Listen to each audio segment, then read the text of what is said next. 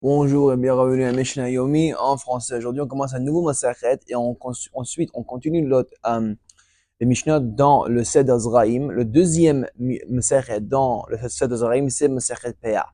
PA, c'est la mitzvah de la Torah, elle donne où tout le monde qui avait un champ à l'époque, où la majorité de la peuple, ils étaient en Israël, de laisser les coins de ton champ pour les pauvres.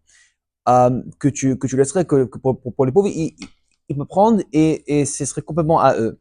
Ça aussi explique les lois par rapport à le leket et le shikha, que c'est aussi des cadeaux, des dons qu'on donne aux des pauvres, par exemple les graines, les graines qu'on a oubliées dans le champ pendant soit ils se sont tombés quand on est en train de couper, ou juste il y avait toutes sortes de graines qu'on a oublié de prendre de le champ.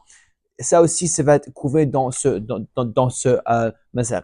Si Dieu veut, ce serait aussi, on le finit, Basha Tova.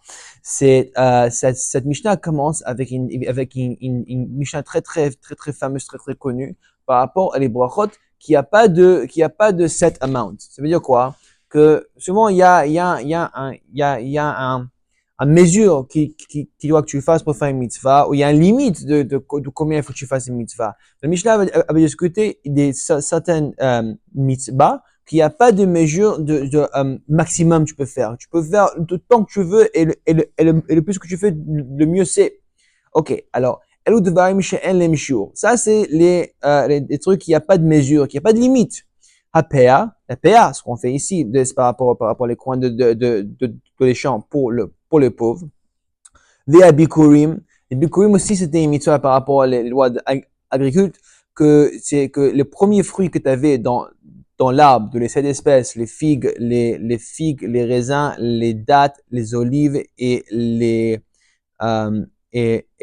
grenades, de ces 5 fruits, tu sélectionnais les premiers qui se sont devenus mûrs et tu ramèneras cela au temple pendant la fête de Shavuot.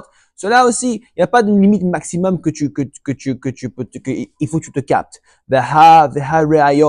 Et ta apparence de toi quand tu vas à le temple. À l'époque du temple, quand il y avait les 3 fêtes, Pessah, Shavuot et Sukkot, il y avait une mitzvah que chaque juif il rentrait dans le temple. Chaque homme il rentre dans le temple de Lazara pour amener un sacrifice. Allez, pendant les fêtes, et cette mitzvah de se faire voir devant Hachem dans le temple aussi, il n'y a pas de mesure pendant les fêtes.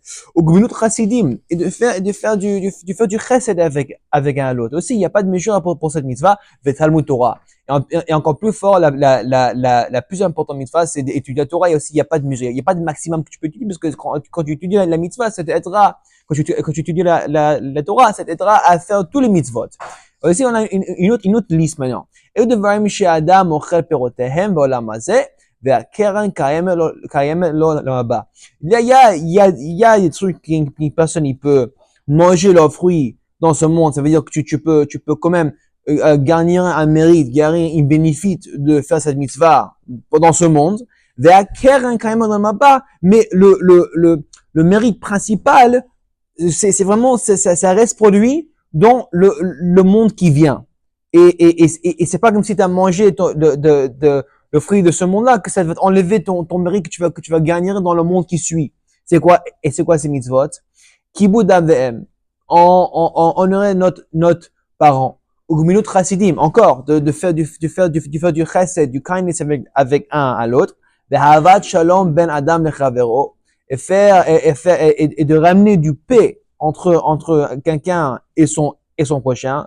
Et même quelqu'un, des autres versions qui dit ben ou ben ishto ishto, même entre un homme et sa femme, tu ramèneras de la paix. Le Talmud Torah keneged kulam. Et la Torah, elle est égale à tous, parce que comme on l'a dit, la Torah, c'est quelque chose que tu peux apprendre, et ça te aidera à vraiment faire tous ces autres mitzvot. C'est pour ça, elle est considérée égale à tous. On tu mangeras les fruits de ce monde-là, et le mérite principal, ça restera dans le Maba. Chazak Baruch et Shabbat tout le monde.